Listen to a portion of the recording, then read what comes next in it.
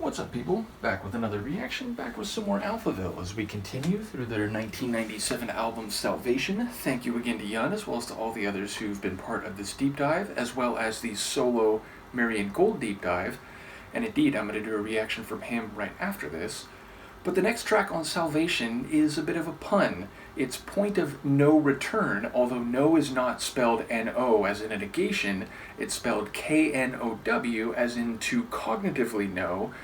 And in that regard, it makes me wonder if we'll be dealing with epistemology here, meaning how we know what we think we know. I actually wouldn't be surprised if the phrase is rendered both in terms of its traditional meaning with the N-O spelling, which is to say passing a certain threshold beyond which conditions can never be as they were before. There is no going back to the situation that preceded that crossing. But also the other meaning, which is to say the way it is actually spelled, K-N-O-W, the idea that maybe that threshold relates to understanding and or experience, such that once you do something, once you know what something is, you can't be ignorant again. You can't unlearn or unknow what you have discovered, and for better or worse, that will change you. So, like I said, I wouldn't be surprised if the meaning of the phrase retains a bit of the traditional spelling, but also functions in the manner that it is written as a pun here. So it's a clever title. Obviously, it could be neither of those things, so I'll try to catch what I can. Let's give it a listen. This is Alphaville, Point of No Return, from their 1997 album Salvation.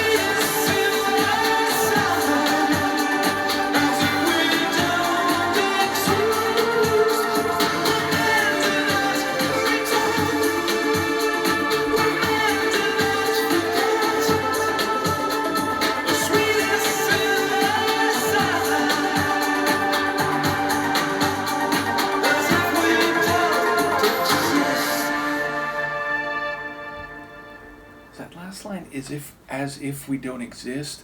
The whole song, I was catching like parts of lines. But yes, it's like, if men do not return, if men do not regret, something about like silver sign. Again, like all the lines, I feel like I was on the edges of hearing clearly, but I don't think I was hearing any of them perfectly. And then there was, a line, and maybe I was mishearing this too, but early on I was like, wait, is he talking about like Africa? I thought he said Africa. So, like, lyrically, I don't really know what's happening here, but I did hear something about like, we can't go back. But then also something like, I'm going home, which those seem, if not overtly contradictory. One, if, not being able to return, that sounds like point of no return, though again, with the phrasing or the spelling of the third word, I'm not sure how to take that. But yes, the idea that like you're so far past a certain point that whatever is there or was there before, it doesn't exist anymore. The possibility is not there because you've engaged with something such that now the conditions are changed. But then again, if you're going home, that's running in the other direction. That's like, well, I'm in this, I'm doing this, and you know what? I'm going back. I'm going back to where I was before, and in some sense, going back to the past. So, yeah, lyrically, I don't know what's happening here. I love the sonics. Part of the sonics have a very 90s trance feel, and already on this album, we've gone through maybe like 40% of it, I feel like, maybe half. I'm not sure exactly how far we are through it, but as I said, I think about half. Let's see. We have gone through 6 tunes, and yes, there are 12 in the folder, so just about exactly half. But yes, it feels like there's definitely an electronica, even like underground electronic sound to a lot of this album so far anyway. And as I said, that building melody, that it was very like keyboard synth 90s trance sounding, and then even the synth bass too was very much in that vein. But then there were the sections offset against that where they were very like 90s trip hop, 90s breakbeat, and they would get more stripped down, and that had a bit different of a feel. Now don't get me wrong, breakbeat and trip hop you definitely would hear at some 90s rave parties, the ones I went to even, and I didn't start going to parties till late 96, so I was more in the second half of the decade in terms of rave parties. But nevertheless, the trance styles, or the trance stylings in this one, are more what I think of in terms of this sounding like 90s underground electronic music. But those breakbeat sections definitely had a really compelling sound too, and I like the balance of the track as it seemed to go back and forth between those. Once again, Marion's voice is fantastic, and there was a real drama to the atmosphere. I don't quite know what's happening thematically, so I do look forward to any insights people have, but a really compelling tune. And again, it's interesting to me how at this point, which is, a little bit over a decade into their album career, and if you didn't know, over on my Patreon, I don't know if I think it might still be embargoed for a day or two. Even if that's the case, it should be publicly available to everyone within the next couple days. I did a reaction, or a watch-along rather, to a documentary about Forever Young, the album. And once again, thank you to Michaela for providing that. But it was really eye-opening. It's with Marion, Bernard Lloyd, and two of their producers.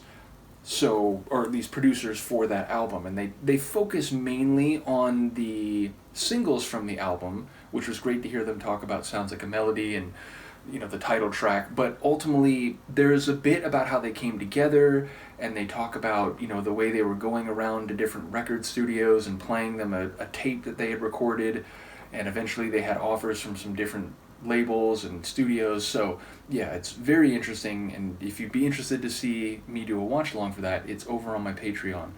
Nevertheless, the point is, thinking about how much sonically they've evolved and tried some different styles in just this 11-year period, it's really interesting to me. Or no, what am I saying? 13-year period.